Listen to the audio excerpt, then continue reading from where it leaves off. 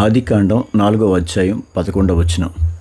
ఇక్కడ దేవుడు కయీనుతో ఏం చెప్పాడో గమనించండి. నీవు శపించబడిన వాడవు అన్నాడు.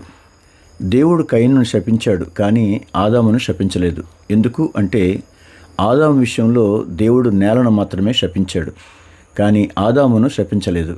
కారణం ఏమంటే ఆదాము పాపం చేసినప్పుడు తనను తాను మాత్రమే బాధించుకున్నాడు, కానీ కయీను పాపం చేసినప్పుడు అతను వేరొకరిని కూడా బాధ పెట్టాడు.